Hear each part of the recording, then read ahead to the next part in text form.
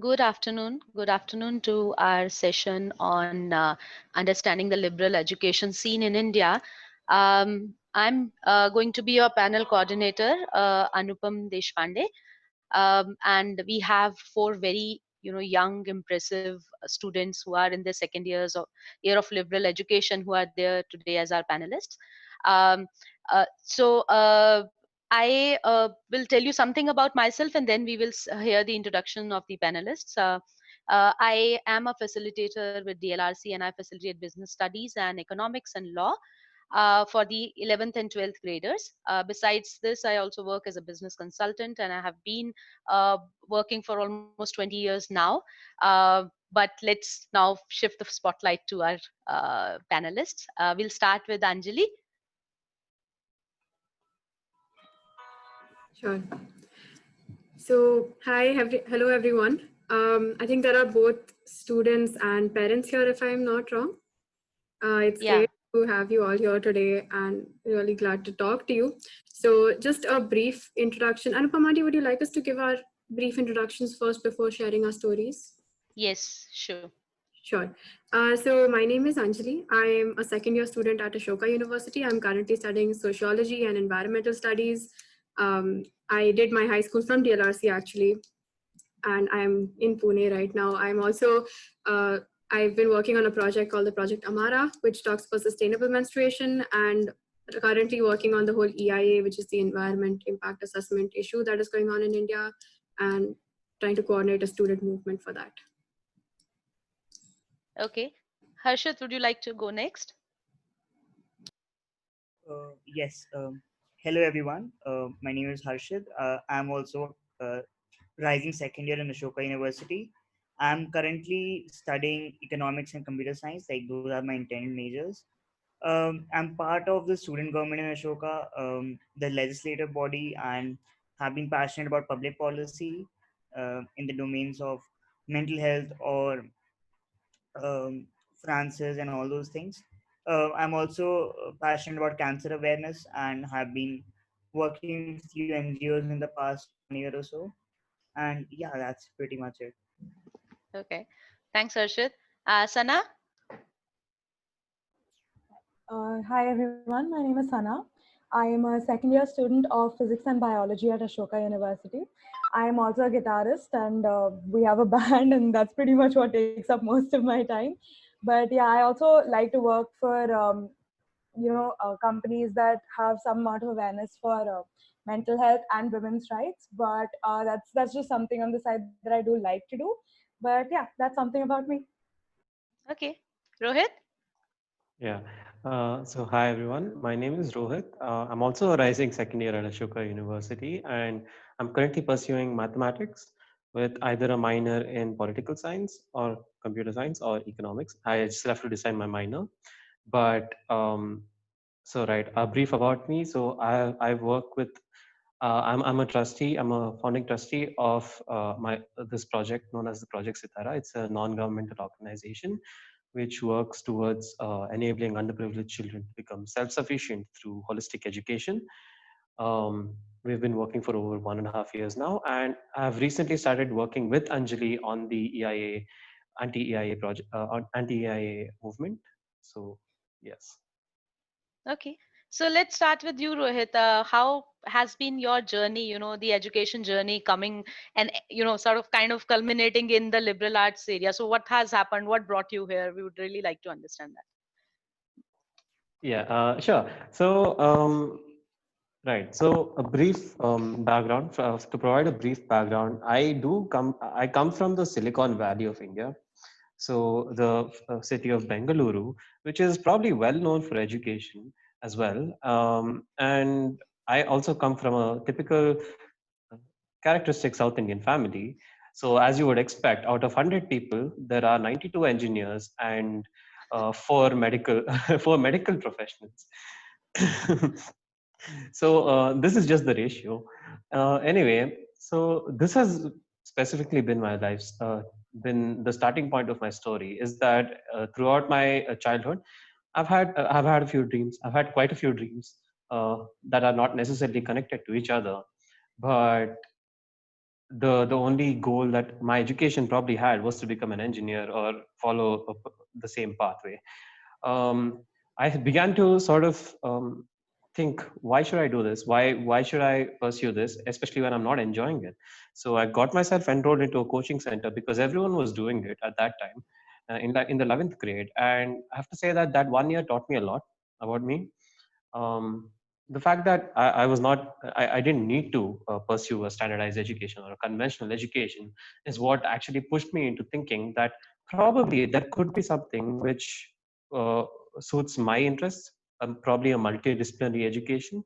I wasn't sure, but my parents did hear about Ashoka University, and I applied in the 12th grade. It was the first place I applied to out of the 10 places I applied to, and it was the last place that I had remaining within my options. So that is how I ended up at Okay. Ashoka University. Okay. So what are the some of the other liberal arts colleges that you had applied to at that time? Yes. So in Especially the in at least, India, we would like you. Yeah. yeah. So I did not apply abroad. I did not have the plans to go abroad. So it was all in India. I applied to three liberal arts or liberal arts directed colleges. So one was Ashoka University, the other was Symbiosis School of Liberal Arts, and the other was Azim Premji University, which does not advertise itself as a liberal arts university, but it itself is uh, very similar in its pedagogy. I applied to six engineering colleges and one pure science college. So entrance exams I had written. So yes. Okay. Uh, Anjali, we would, like you to throw a little light on what is this liberal arts. I mean, we've heard it so many times from you guys only, but there is still quite a lack of understanding. What does it mean when you say it's a liberal arts college and not an arts college or something else? Right. So, liberal arts is actually quite different from arts. Liberal arts basically means that you have the opportunity to pursue different streams together. You don't have to. In India, you have very typical, science, commerce, or arts. In liberal arts, you have the freedom to choose subjects between these different streams, and that is basically the crux of liberal arts. The other aspect of liberal arts is that there's a lot more analysis involved in the way you learn and the way that you are thinking. They do push you to think a lot more than, for example, memorize or just learn information. And I think many liberal arts universities are characterized by this. So most universities in the US are liberal arts colleges. So a liberal arts does not mean that it is just humanities subject. A liberal arts is a way of teaching and a way of pursuing your degree. It's not to do with what subjects are being taught at that college. So complete science university could also be following a liberal arts method of teaching, and it could Okay. be considered a liberal arts college in that sense. So most liberal arts colleges have subjects ranging from science to like economics and humanities throughout the spectrum. Okay. So I heard some interesting combinations that Harshit and Sana have. So maybe they can share that, starting with Harshit, that how did they kind of end up in this area and why did they pick this up? Harshit, would you like to go first? Yes, sure. So my journey began in class 12th. I was uh, all prepared to go to the US for a liberal arts curriculum itself because I wasn't aware about Ashoka or any liberal arts colleges in India. And later on, like things changed a lot, and due to various reasons, couldn't go. So I had to take a gap year, and in that gap year, I started preparing for JE and NEET because I had PCMB both in my class 12th. Similarly, like Rohit, I left my coaching institute after 4 months. I realized, started working somewhere like as a job, just to know what I really wanted to do, or maybe I just wanted to not waste my time at that one gap year. And like it just like near the month of March or April 2018 or 19, I guess, I actually like found these institutes, got back to this, and like that was how I think the journey began. And I in my gap year also I like realized that what I actually wanted to do, if it engineering was the ultimate thing I really was passionate about. And thereon I also had, like while I was working with the jobs I was doing in my gap year, I got to know about economics and other disciplines which I hadn't explored before because I'd always been like rigid in the whole science background I was coming from. So yeah, I think that was the first roots of how my liberal arts journey began, and then so on and so forth. It continued in Ashoka, wherein I got to experiment a lot in my first year. And now, while I'm going to step in my second year and finally choose my majors, I have gotten down to economics and CS for now. Yeah. Okay. You, I believe, cleared one of the entrance examinations for an engineering college. So why did you not go there is a big question in my mind.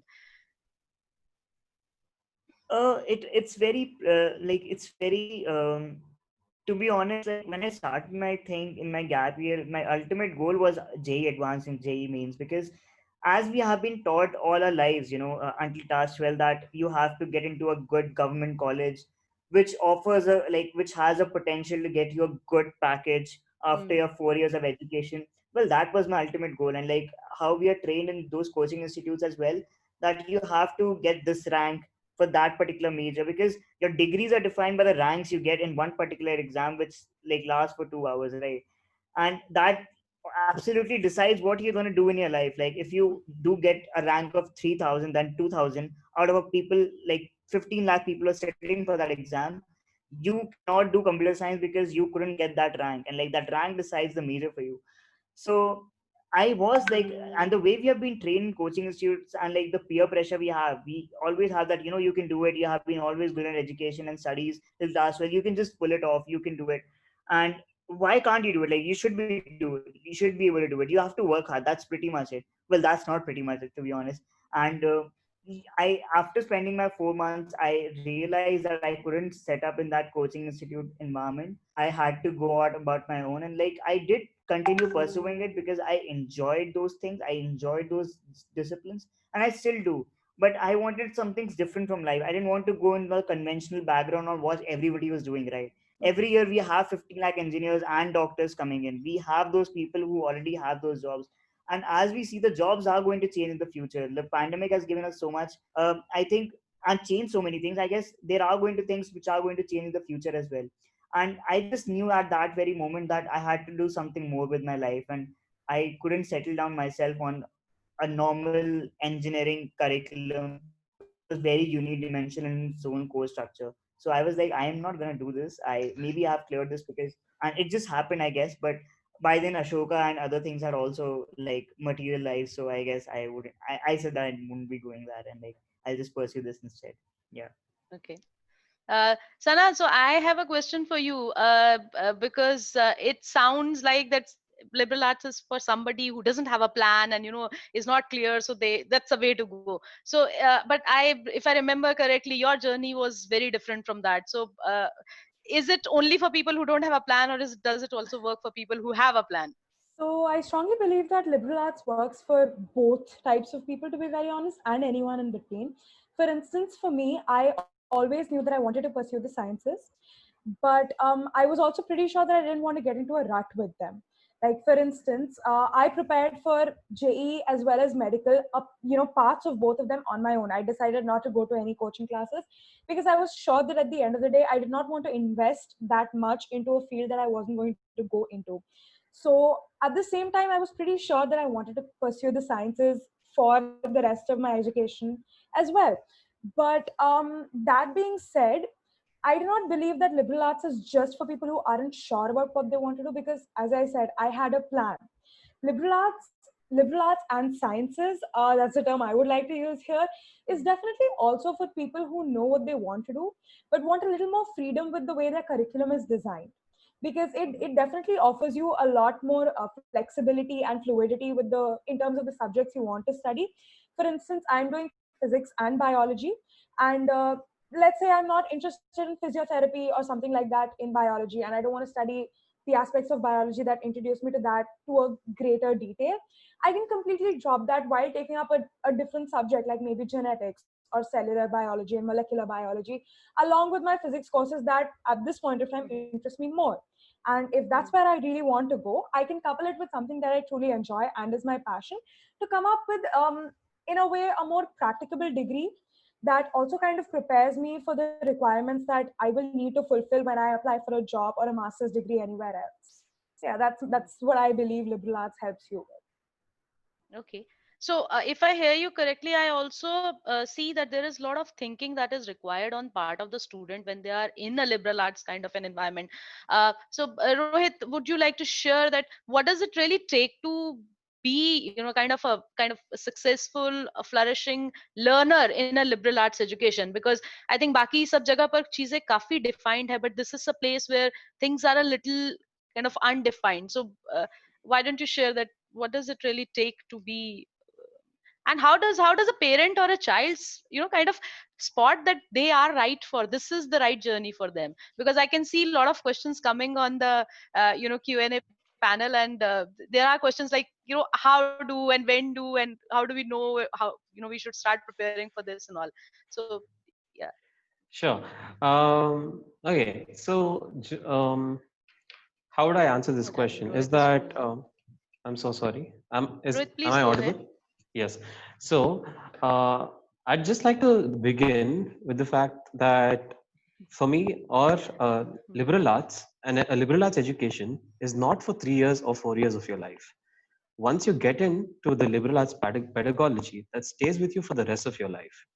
And the reason why I'm saying this is that liberal arts is a mixture of different studies. Even when through its origins, it began.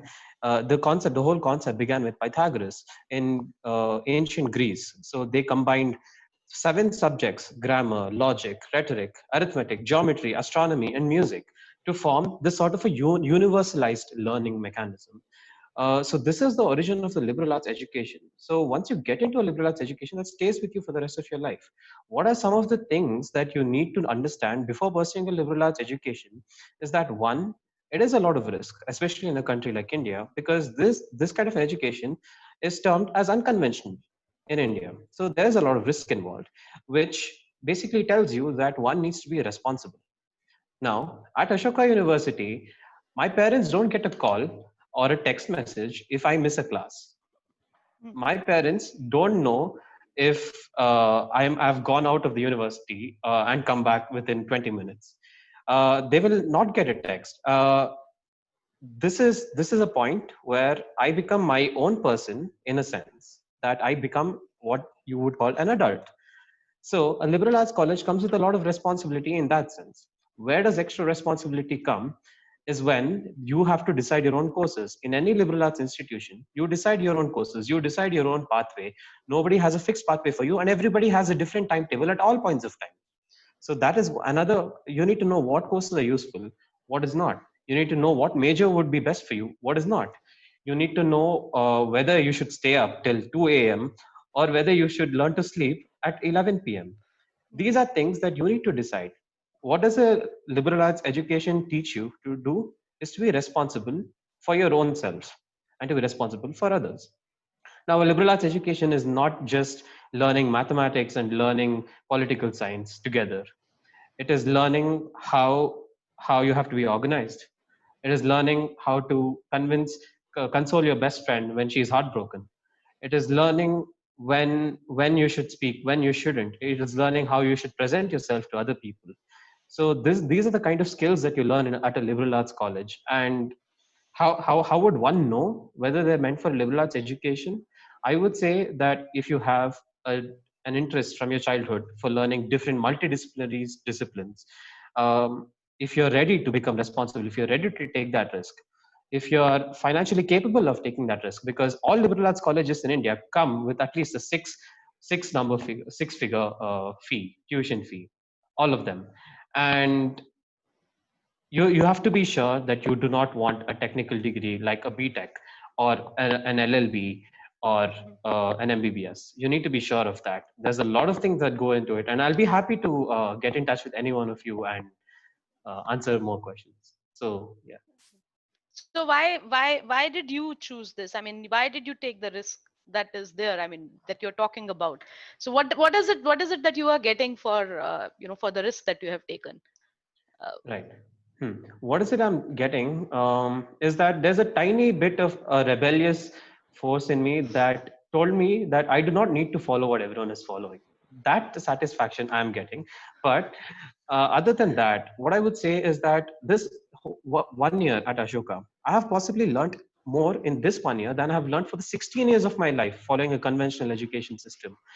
I have learned to be responsible. I have learned that I am my own person now, and that my interests also matter, and that I need to work really hard in order to get these interests, and that life does not come easy. Another responsibility that you need to take up when you go into a liberal arts education is that when you go into it, you'll realize that out of 12 months in a year, you're only spending 8 months in your college. It is a disturbingly large amount of vacations that you receive. But as I said, a liberal arts education doesn't stop at your college. It is fully residential for a reason, because they believe that education goes beyond classes. And I would say that education at a liberal arts college goes beyond your college itself. You're learning things during your vacations. You have to take up internships, work experience. You need to try to get more skills involved. You need to be involved with a few things. And that is how you get the true liberal arts experience. Okay. Wow. So how has your, so I would like Anjali to share how has her education gone beyond the college and beyond the curricula at in the last 1 year? Sure. So like Rohit was saying, it's very important to utilize your summer breaks and even your time outside of classes to do other things that interest you, that connect to your major as well. So just to add on one point before I talk about my journey is that while your degree is extremely important as well, the degree you get is not invalid from a liberal arts college. It does carry meaning. It does carry a lot of meaning because often companies do see the courses that you've taken, and that is it is attractive because it shows that you've actually spent time and energy to learn those topics. But apart from that, what matters even more, especially if you're a humanities student, is that you have work experience and you have internship experience throughout your college time. So you're not just spending time in classes, because a lot of the ground experience and work experience that you get is through your internships. So for me personally, in the last year, a few things that I've been doing outside of my education is one, I am the environment minister at Ashoka. So I've been learning a lot. It's an extra thing. So these are mostly extra things that I've taken up. So I learn a lot about working with administrations and how do you convince students to look at environmental issues and sustainability. So that is one big part of it.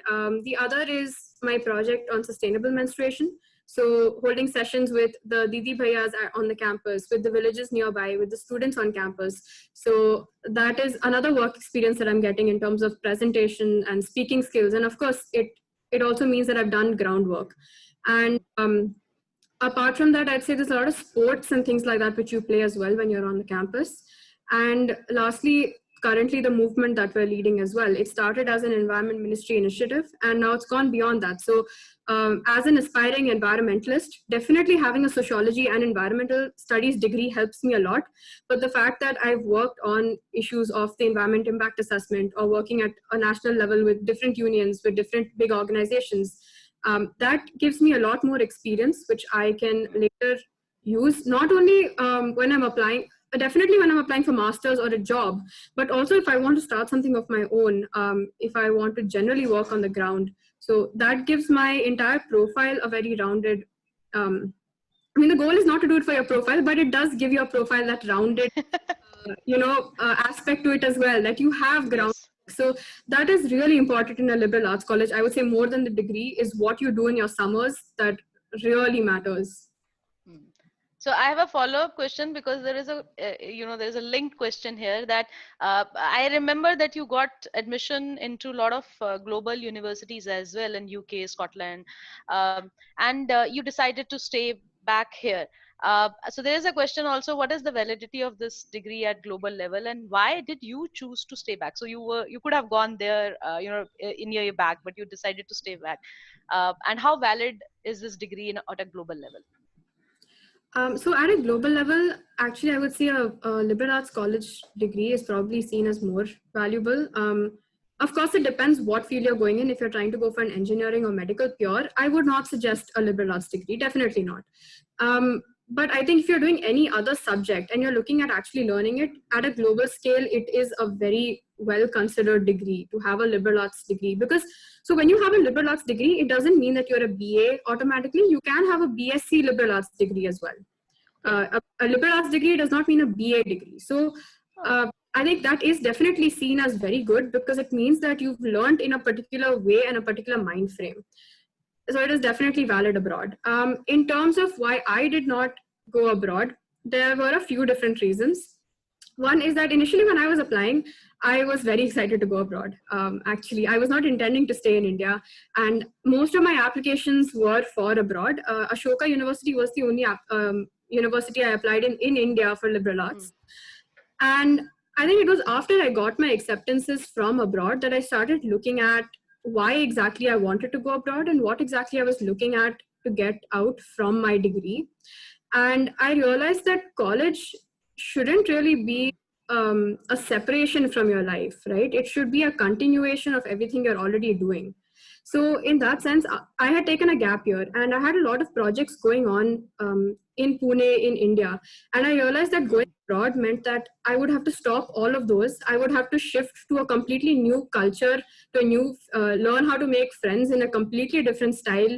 There would be very little connection to India and the kind of work that I wanted to do, which was in the social sector. So from that sense, I definitely felt like an Indian college would allow me to do those things outside of the college space.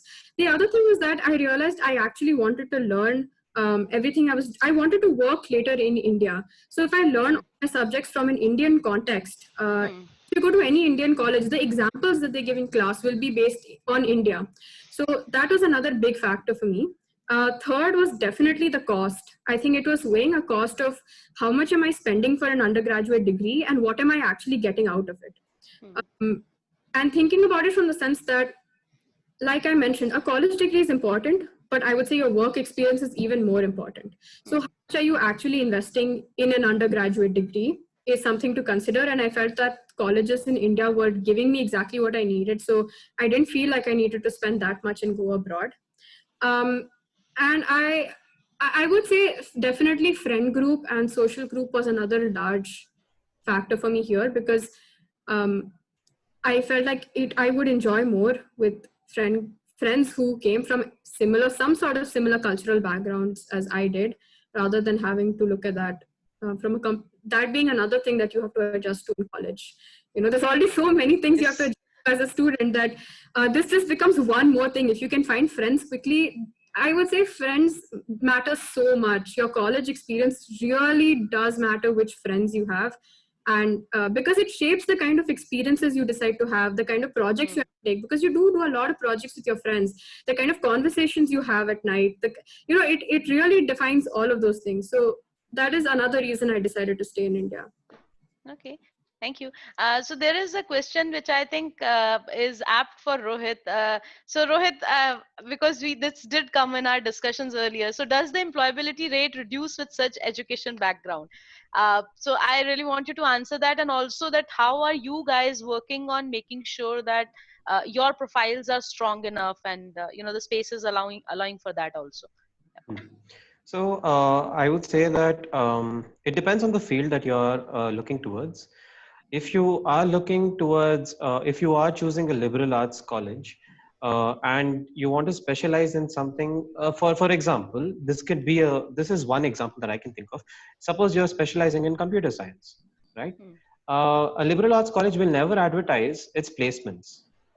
It will never advertise with that much rigor of a technical institute or of an engineering college, because it is just one of the few things that matters.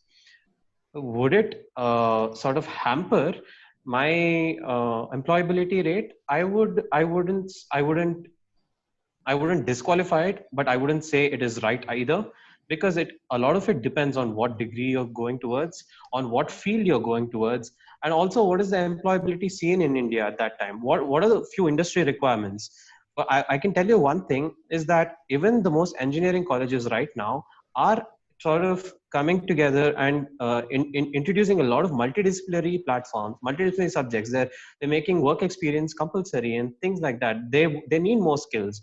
Today, employability is not just based on your degree, it is also based on the skills that you have. So with the right amount of skills, with the right amount of contacts, I think a liberal arts degree is highly useful for the contacts that you develop. And with the right amount of responsibilities, I don't think any one of your employability potential would be hampered. Okay, thank you. Yes. Sana, there is a question just for you, I think. So how is liberal arts helpful in the field of law as a career? Because I just heard law somewhere in your discussion. Right, So, right. Before that, I'm sorry, but I would really like to chip in with the question that was posed for Rohit. Something that we don't consider a lot is automation. I don't know why we don't consider this, but you have to understand that most jobs that are offered to a large number of medical practitioners and engineers are very soon going to go into automation, which means you don't really need manpower to do those jobs. Most of them, like a large part of, let's say, programming and a large part of paramedical help, is going to be automated, and we have to face facts. The thing is, a liberal arts sort of education prepares you for things that cannot be automated. Human thought cannot be automated, for instance. And you know, a multidisciplinary system, as Rohit has been talking about for so long, is something that cannot be automated. That's just something that, you know, a human being who has been trained to do is going to be able to follow through on, right? So that's something that I definitely think liberal arts helps for. As for law, all right, so I'm just going to put a small disclaimer here. The university that I'm in, Ashoka, does not have a law course per se, but there are a lot of universities. For instance, in India, OP Jindal, which is like right opposite Ashoka, has a Jindal law school as well. More than anything, the thing is, if you are not so sure that you want to do law the way I was, which is I knew I wanted to do science, but maybe, you know, combine it with law in the future. Something that you can definitely do is go into a liberal arts university. Maybe if you're not so sure that you want to do an LLB, you decide to take up something that is your passion and couple it with a lot of experimental sort of courses. Like, for instance, I'm planning that maybe in my third or fourth year, if I do decide to go through with a law degree, that is a JD, I go ahead and take a few courses in, maybe, let's say, international relations and a little part of sociology or something that helps with my law degree while keeping my passion for physics at the forefront. Right? So if you're sure that you don't want to go into the rigor of an LLB course or like a law course as it is offered in India or even abroad, and you're sure that, you know, you want to couple it with something else as well, liberal arts definitely offers you the opportunity to do that in a way that's most convenient to you. Make your course, you know, decide it in a way that sort of helps you keep your passion along with a little bit of practicability for the whole settling down aspect of life as well. Combine them both into a degree that really, you know, helps you bring out your passion and your positive points to the forefront, I would say. okay. So there's a question, I think I'll put it to all of you, and all of you can answer, or anyone of you can answer, is the two questions around that is, what does it take to get into a liberal arts college? So what are some of the requirements that are kind of uniform across all liberal arts colleges? So anyone can start. I mean, I'll leave it to the four of you, or all four of you can chip in. We can start with Harshit and then, you know, move back to Anjali. Yeah. So a liberal arts degree do not, like, I saw one of the questions and they had asked that what documents and cutoff is for liberal arts colleges. There is no particular cutoffs you have for these things. There is no exams as such. Usually they have a very wholesome sort of a process wherein they take in all the things which you have done in your life.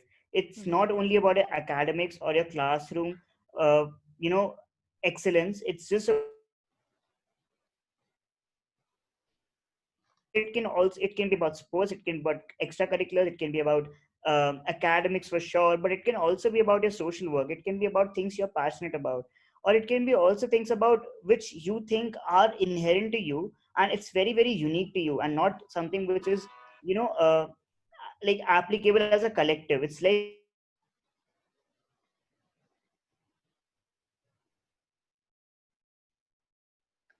So I think Harshit has some connectivity issues. Rohit, would you like to take up till the time Harshit is connected back to us? Yeah. Sure. Okay. Right. So one of the things that I think is relevant to this answer is that there is no one there's no one criteria for your admission at a liberal arts college. For Ashoka, I had to write an essay, an on-spot essay. I had to take an entrance exam, which was like an aptitude test. I had to take an interview. That interview has a lot of things to it. Mine went on for 55 minutes. Some interviews go on for 20 minutes. There's a lot of variables involved. But I would say that they're looking for a holistic, they're looking holistically in that you must suit certain criteria which makes up what you are as a person, and they're looking at you as a whole, not just what you've achieved in life or what is on your transcript, what is on your CV. Okay, that's good to hear. Yeah, Harshit, you're back. You want to complete what you were saying because you got disconnected in between. Yeah. Yeah, I'm really sorry. I think I'm audible enough now. I just agree to Rohit. Like, it's like holistic was the word I was looking for that time. I didn't get, but yeah, exactly. Ashok or any liberal arts college looks for a holistic experience, and I just think that a lot of people are really confused, right? That do they have the essential, CV parameters to fulfill a liberal arts degree? I would just say that it's not about CV. It's about the individual. A lot of people are taken into colleges like this without anything on their CV as such to show it or just to prove it. A lot of it comes by the vigor and the kind of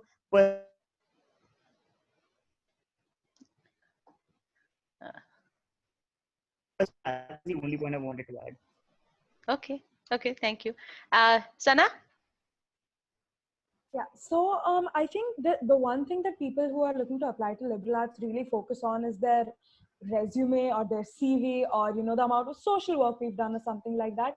While I completely agree that it is quite important to have a holistic approach to education right from the get-go, if you're sure that you want to do liberal arts, I would also say that you're not supposed to worry too much if you don't have these things on your CV.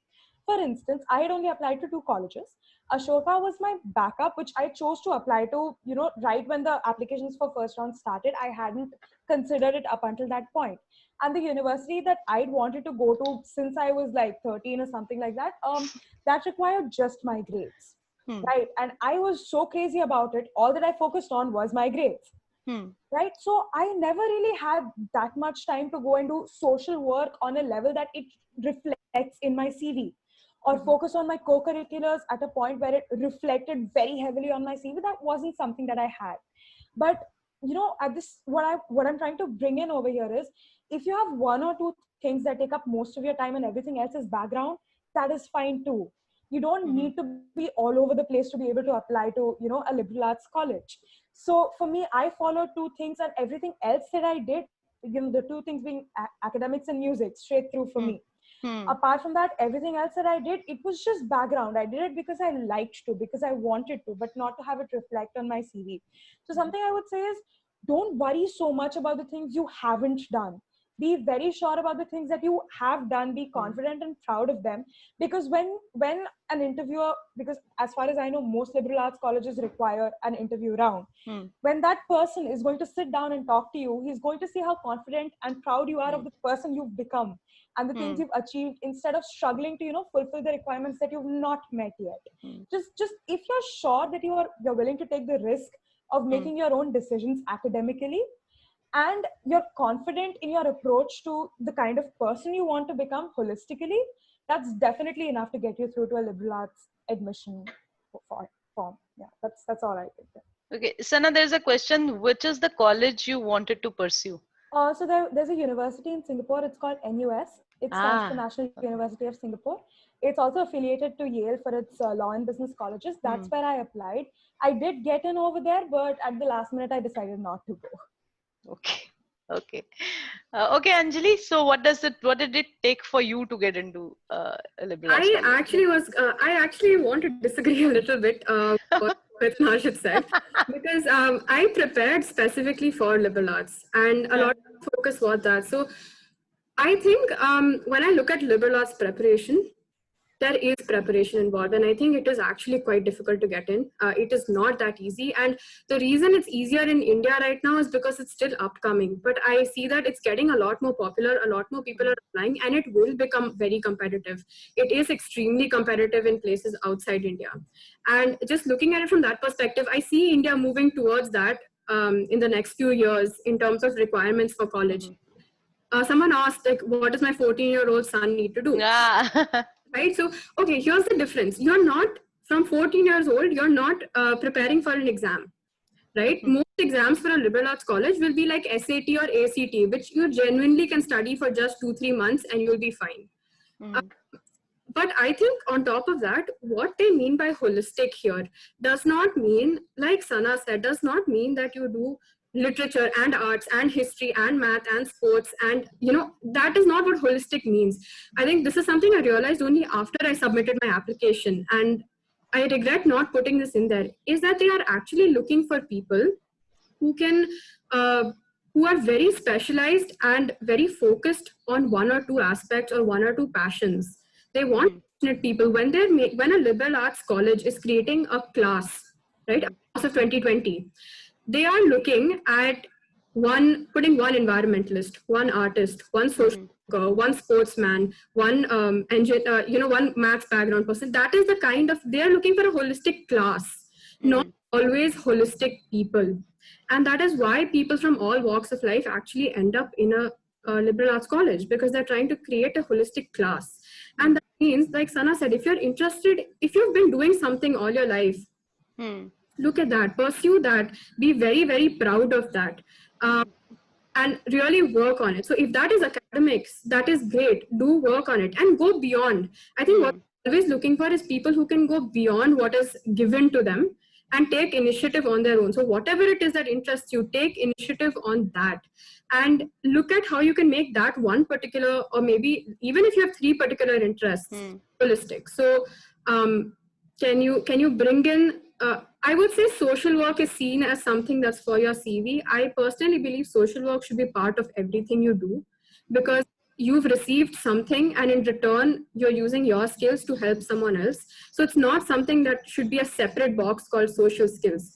If you like maths, find a way along with while you're pursuing school to see if you can help someone else through that maths. And that's how you're making it holistic. Holistic doesn't mean you go and you volunteer at on the side of the road holding up signs every weekend just because you need social work. That's not the point of social work. Social work is to use your passion and what you're good at to help others. So I think that is definitely a big part of applying to liberal arts colleges. The other big part is, while yes, people from all backgrounds do get admission, and many people who don't know English very well also do get admission, the reality is that liberal arts colleges in India right now do teach in English.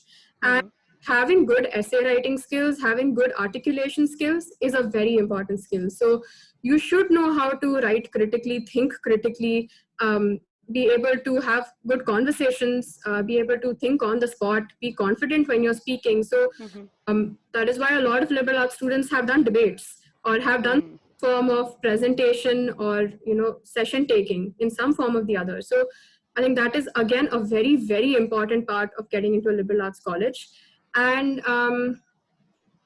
yeah, I think that is pretty. And lastly, I would like to also say that I do not agree that CV does not matter in a liberal arts college, and that you should be chill about it either. I don't completely agree with that. I think the difference is that you should not be doing things for your CV, but you should have a CV. College is not going to take someone who's spent 12 years of their life scrolling through Instagram. It's not, you need to have, there's a reason that liberal arts also, like, it is a college in the end of the day. They do have a process. So they are looking for people with unique ideas and thoughts, with unique actions. Unique does not mean it's geared towards a particular thing. It's just that, again, like, you can think for yourself. So you do need to apply yourself, and you do need to make sure you have some sort of a CV. You should be able to do the basic criteria of social work, of extracurriculars, co-curriculars, they're just very simple things that I think you should look at that from a young age, especially if you can take up something as a co-curricular, let's say dance or language or music, take it up. You will really benefit from it in college, even more than just for an admission. As you get into college, you realize how valuable it is to have a skill like music or dance. You might find it irritating before you're in college. Once you're in college, you're going to be so proud of the fact that you know something and that you can use in college fests and clubs and things like that. So definitely I think you should do that. So I have a connected question. I think the question just went off the Q&A here, but there was a question about what are the different, what are the different requirements and what are the timelines and all that. And I have seen your journey, which was, which was the journey of discovery on your own. So I just want you to share, because I think somewhere taking charge of that journey itself is very important for a student who really wants to get into liberal arts. So I don't know who asked that question, but where should that kid start, and what is that kid should be doing from now on till the time he or she gets into whatever college they want to get into? Okay, so I think very honestly, I'll be very honest, I had a slightly confusing journey. And it's not confusing in a bad way. I think I really enjoyed it. But until the end of my gap year, I truly did not know what I wanted to do. I started out as a marine science student, and so this is before I joined college. I wanted to do marine biology, then history, then environment, then international relations, policy making, back to history, anthropology, back to history, and then at Ashoka, I did biology. And then I realized that environmental science is what I'm really passionate about. So now I'm doing sociology and environmental science because they're interrelated. So I think what is important though, I think what got me to like liberal arts, how I was able to get into a liberal arts college is that even though I was confused about what I wanted to study, I did have other things I was interested in, other passions. I was I think going beyond, and I think I can probably speak for all four of us, but I think it was a lot for most of us. It was going beyond just what is given to us academically in school. I think we all did apply ourselves outside of that classroom in whatever way it is, whether that's studying for JEE on your own. That is also, see, the thing is, liberal arts is also looking for people with interesting stories. So if you have a story of like how you grew as a person, that is also something they're looking at. Skills are something that you can learn when you're in college.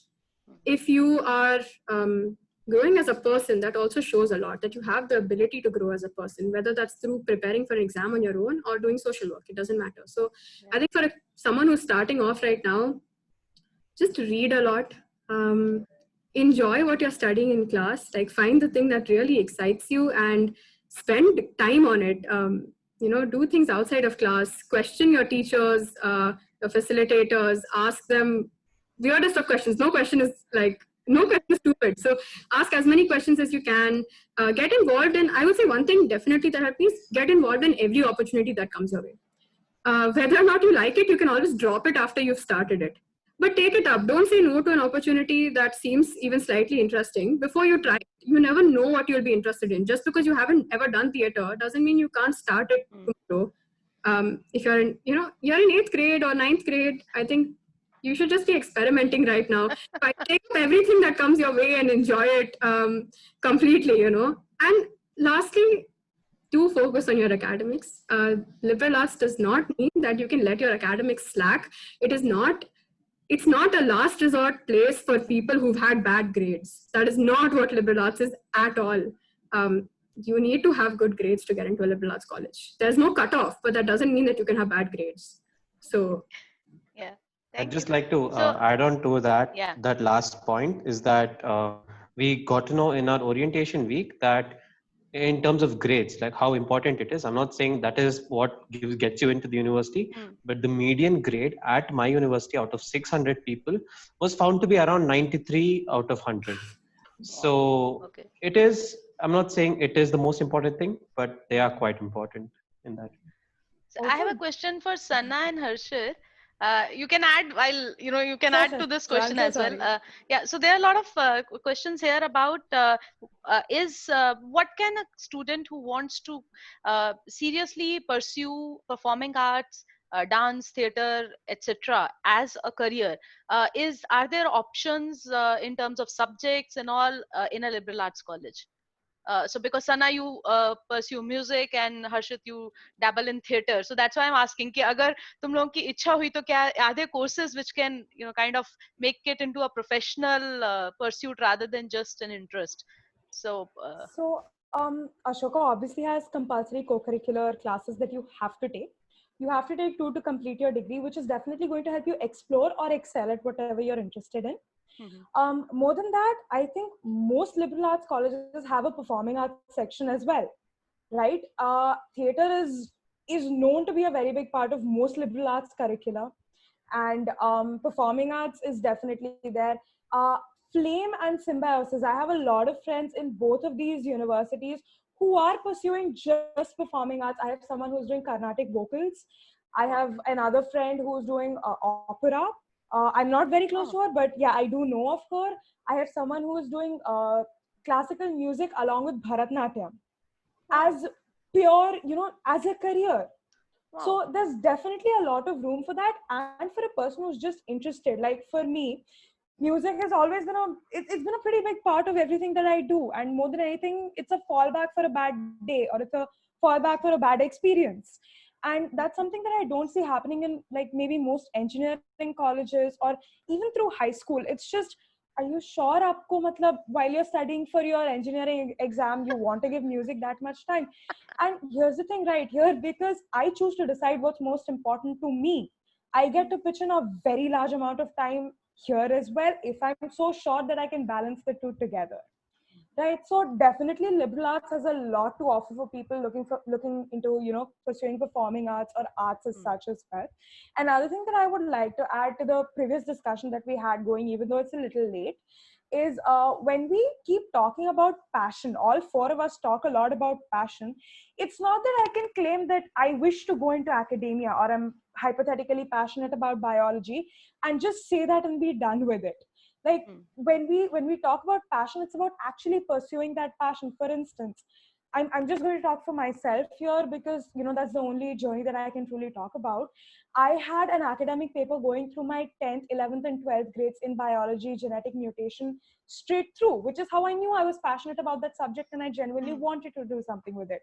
When I speak about being passionate about academia, something that I just did because I wanted to, I taught in an orphanage next to my school, English, language skills and science skills from 8th grade to 11th grade, through and through. So when we talk about passion, what we're saying is follow through on your passion so that it reflects somewhere, but don't do something just to have it reflect on your CV and hold no meaning to your personal growth whatsoever.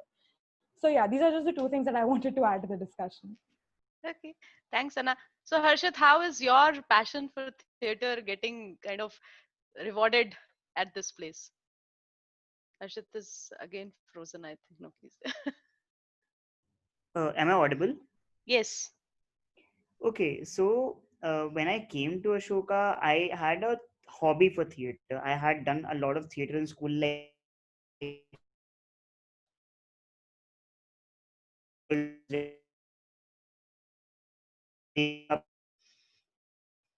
apart from that, I actually discovered my love for theater when I came to Ashoka. So there's the club called it is a society actually in Ashoka called Kirdar, which is like which contains 5 or 6 clubs about theater only, wherein you can explore all forms of theater in various ways. So I would spend every day 2 hours in that room with around 15 people exploring theater, and that gave me so much experience. By the end of my by apart like near the end of my second semester, I had been into student politics by then, but I would randomly text my CT instructor, like what Sana was talking about, there are compulsory courses for other extracurriculars, and I randomly mailed him that, professor, I want to pursue a career in acting, I want to be a film actor, you let me know what can I do for that.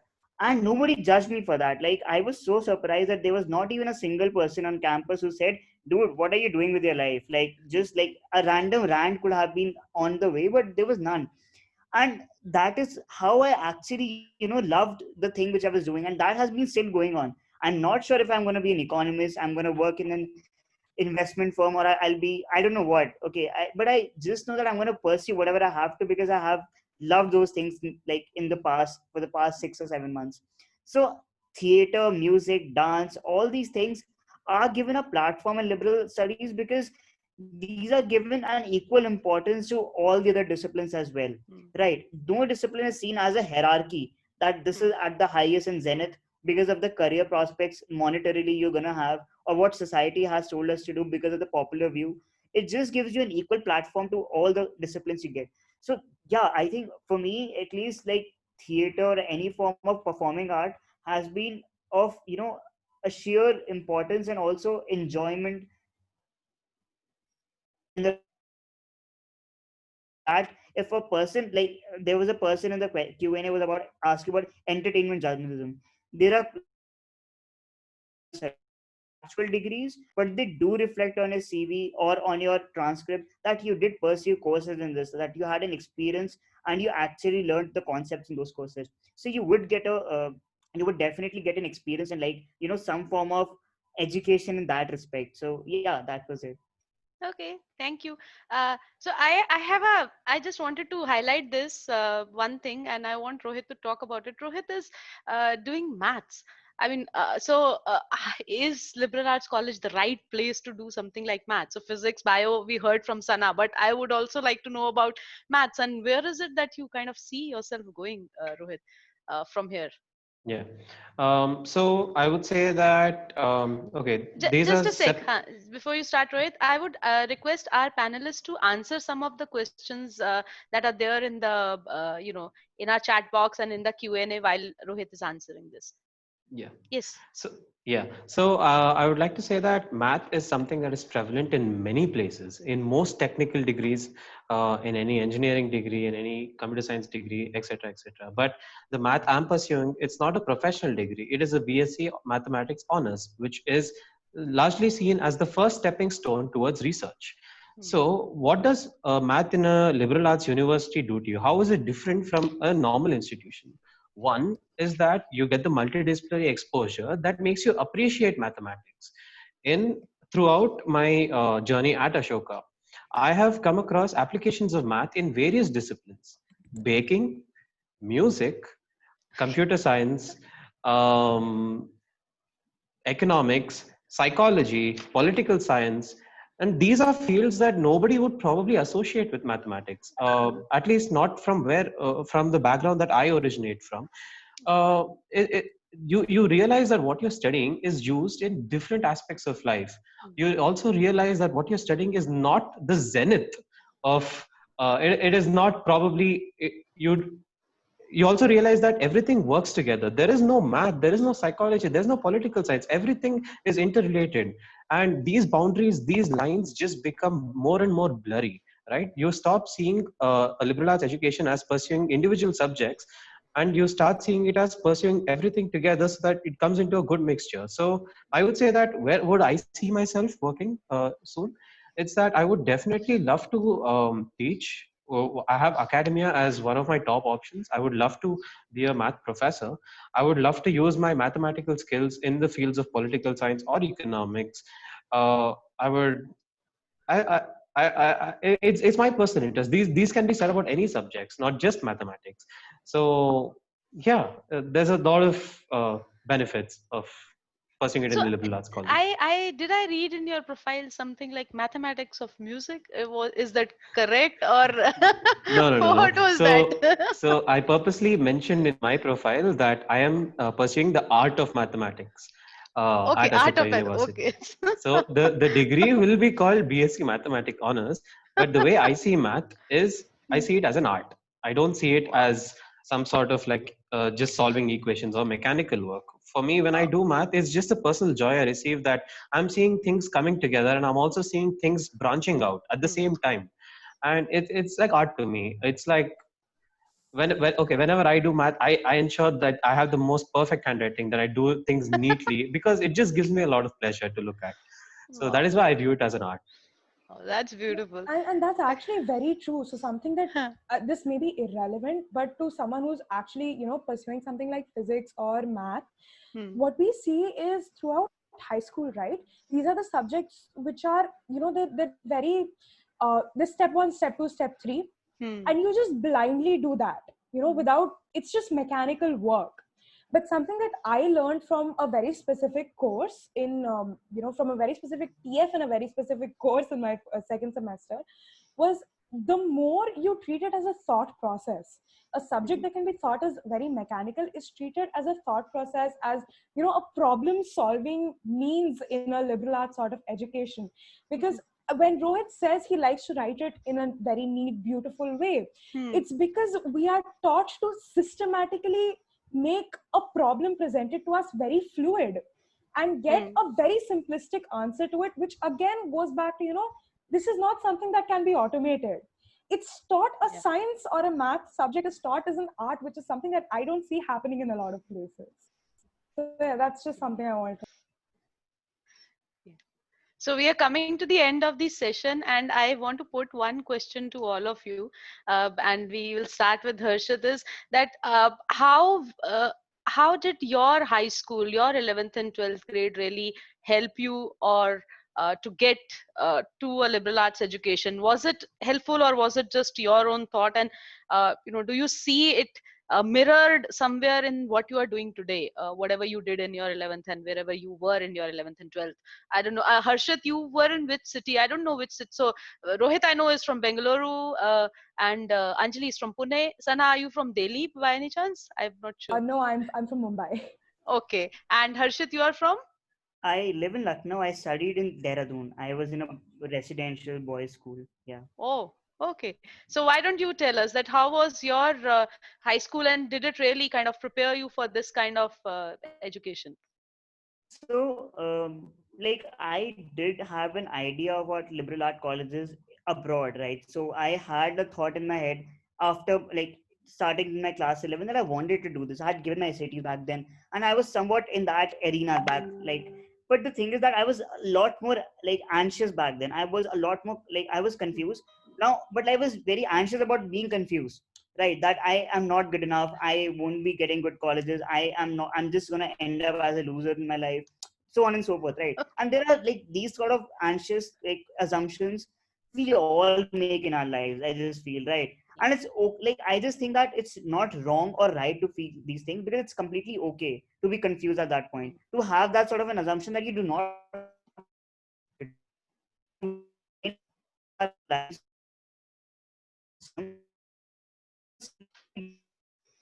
So Harshit is having a bad day today with last 2 his days. connectivity.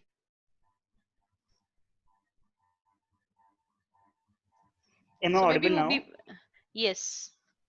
I'm really sorry. I'm really sorry. But the thing is No, that, yeah.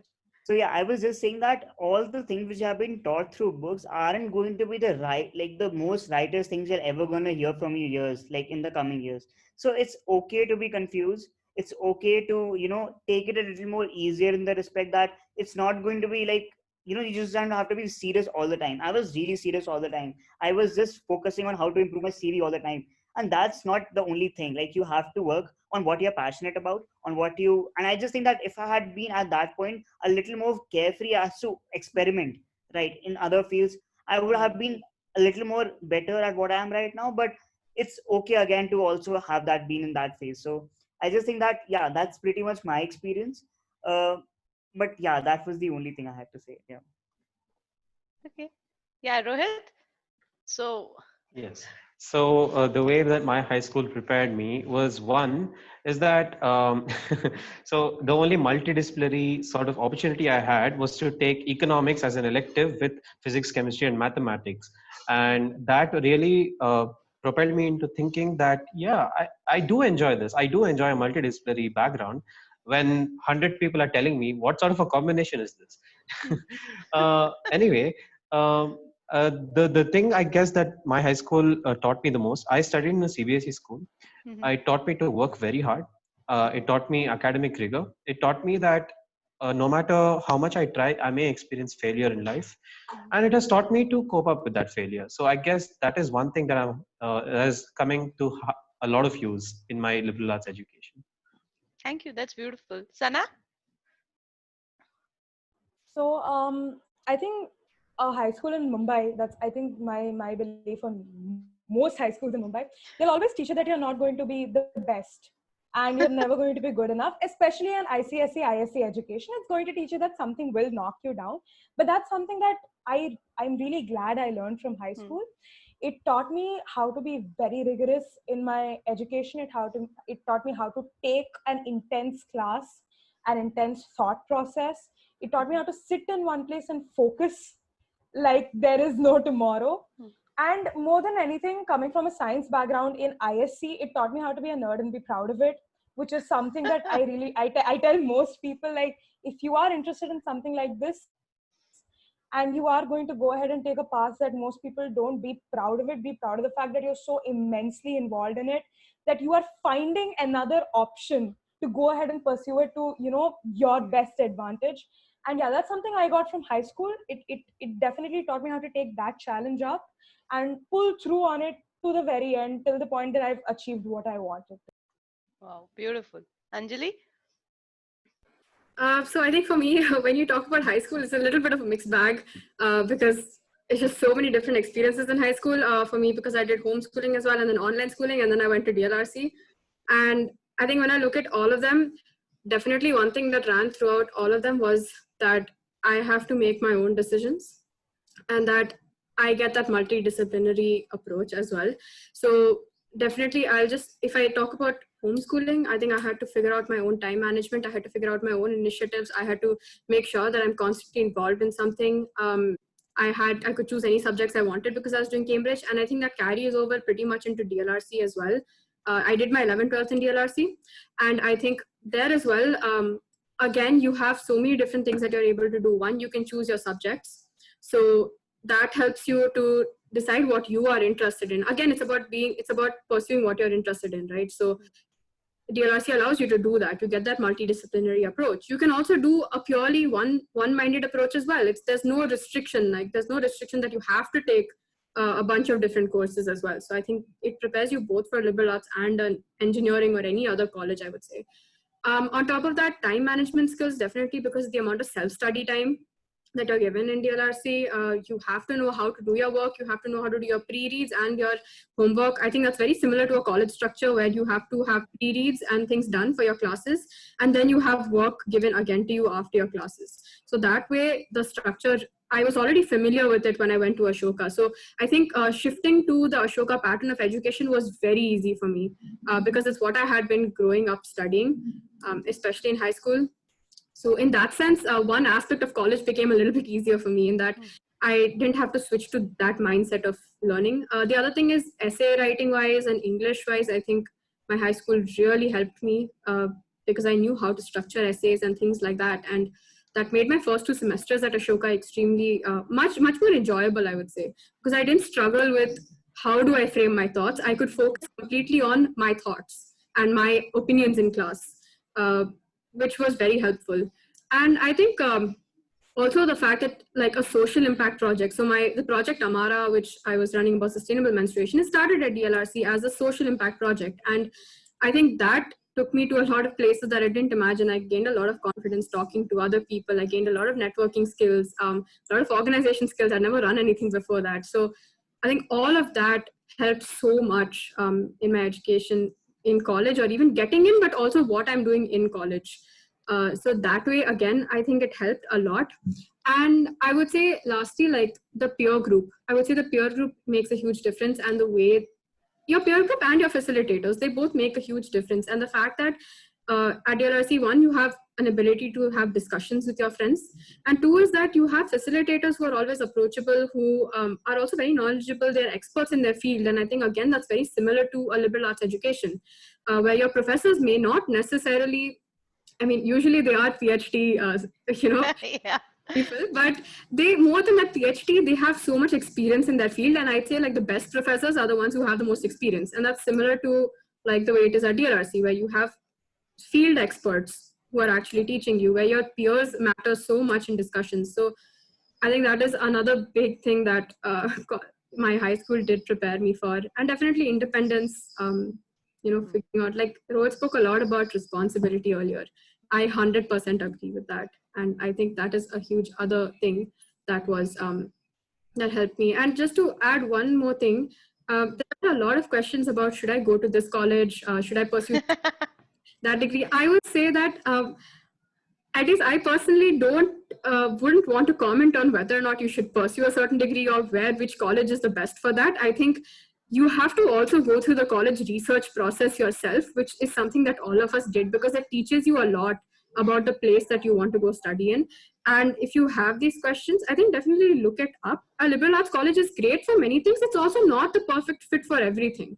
If you are very, very focused in one field, like let's say engineering, or if you have a college in mind for mass communication, which is very good, go for that. You don't have to go for a liberal arts college. But I'd say that those specific questions, maybe just you can either reach out to us later or. Yeah, so this actually, I really like this, that, you have to go through that research process, and that helps. And it is required, especially if you want to get into a liberal arts place, which is anyway, all so much is there and so much you have to decide. Any closing thoughts from all of you or any of you? There is this one thing I wanted to add, and there is this like a lot of confusion, and that's something which I knew like every parent or every student coming from middle class background has to think, right? That what kind of financial security I'm gonna have after a liberal arts degree, or what kind of placements I'm gonna get, or what kind of career I'm gonna have. Will I be financially secured? Like, and is it affordable for a middle class student, and all those things, right? Right now in India, to be very honest, liberal arts or science, liberal sciences is a very new concept. People in India still do not really know about these things. It's, to be honest, a privileged thing as such, because there is not a lot of awareness about these things. These are foreign concepts, these are Western concepts. And in India, people do prefer engineers and doctors as the best professionals because that is how we have been taught. There have been so many movies, articles, and all those things about it, but still, that's a general mentality. That's what my family followed. That's what I followed until last year, and that's what usually all parents think about. That everything is okay, learning and all, to theek hai beta. Lekin what are you gonna like get out of it in the like? That's the pretty much the answer which we get, right? And my only thing is that the way life is going to change in the next many years, like in the next few years, the way it's changing already because of the environment. Like Anjali is the best person to talk about it, but like the environment, the way the pandemic or the diseases are hitting us, the way the institutions all worldwide, may it be politics or socially, are changing and also destructive. And like the way it's all like we're all turning towards a dystopia, not to give an existential crisis to all the people around, but the thing is that the way life is changing, there is a lot uncertainty about things. The job of a mechanical engineer, chemical engineer, all these things have been going on for the past 100 years, and people have those jobs. वो चीजें रहेंगी हमेशा के लिए. Nobody is going to deny that, and everybody, as Sana said, that these things anybody will be able to do through a technical thing, because it's like all getting automated, right? So these jobs are going to remain, and these may be, as for now, very, very secure jobs. But just think about it. Do you actually want to end your next 30 years doing a job because you think that you're going to earn 2 lakhs a month and that's enough for you? Dude, inflation is going to hit us, and we do not really know where the country's population is going. And you won't understand that because you are a science kid and you have been taught engineering, and you won't really have that sort of a background because your science teachers won't tell you. They would tell you that good you need good package. They won't need that mehengai is also there, bro. So that's the thing, right? And I'm not trying to be hilarious or anything, but the thing is that we need to adapt. We need to take risks in life at some position, because life is not going to be certain. And a lot of people simply cannot be the mediocre, right? You can be the mediocre, but you can also try to what you want to actually do. And I just think that liberal arts, for an instance, if nothing, gives you that platform to explore. You might be wrong or you might be right. You might do anything in the end, but you had the choice in the end that what you wanted to do. And that's the best thing, I guess. Okay, Because thanks, you are Harshit. the, yeah. Yeah, thanks for being so candid. Whatever you said, at some level, we all agree with that. Yeah, whether it is about taking the risk, and also the changes that are happening, and what we think is very, very safe today may not be tomorrow. In terms of professional life. So thank you so much for being so candid. Yes, Rohit. Yeah. So concluding thoughts is just that I'd just like to say that although we've spoken about a lot of benefits about liberal arts curriculum or a liberal arts education, I hope we haven't put across this sort of an image that it is better than the other forms of education, because it also depends upon a lot of things. A common issue that I think is prevalent in liberal arts education, which is a shortcoming of liberal arts education, is that it puts the people undergoing that education, a few people undergoing that education, on a self-proclaimed, how do I Pedestal. say, pedestal? Sorry, a self-proclaimed pedestal, which may not necessarily be true. I think that under liberal arts education, there's a lot of scope for losing how grounded you are. Just that there are a few benefits, there are a few disadvantages, there are an amazing set of advantages, but whatever you choose, just make sure that you make an educated decision. Talk to people. I think that all four of us will be extremely happy to be able to answer any questions, talk to you for how much of a time you want, and make sure that we help you in this process, because we've gone through this process ourselves. So with that, I'd just like to give it to Sana or Anjali. Yeah. Sana, maybe. Yes. So something more general. If you're a student watching this or listening to this or whatever, just because this is something that I went through when I was 17 when I got into college, which was younger than most of my peers, and just as something that I was going through then and still am. Stop trying to settle down. Stop trying to pick a path to education that helps you settle down in life, no matter what you've been told to. I agree that you need to have a stable income and you need to get educated in a way that gets you that income and independence at a certain age. But please just stop thinking about that as being the ends which your education is a means to achieving. If you are looking to apply to liberal arts, be sure that the process is just as important as the ultimate end that you're going to reach. Be prepared to go through that very, very painful process of accepting this and then granting it the degree of importance that it truly, truly deserves. So yeah, that's just about it. Be prepared for this and talk to people, talk to us if you really want to. It's completely like we'd all be really glad to help you, but go through the process and definitely keep this in mind when applying to a liberal arts college. And it is very, very advantageous to go through that process on your own and learn what you need to get to become the person that you really want to. So yeah. Beautifully put, Sana. Beautifully put. Anjali? I pretty much agree with what Sana said. I just want to add that it is also the time to have fun. Really, it is. And by fun, I mean do things that excite you, do things that really make you feel like you're doing something fun, It's not just about like making a CV. It's never about making that CV. It's about doing things that excite you. And until you do things that excite you, no matter how good your CV is, it's going to show that you're not actually excited about the things. I think that excitement is so much more important because that excitement will continue with you throughout your life, right? It's not, I don't think anyone wants to have a dry life where the only thing is about earning money, like Sana said.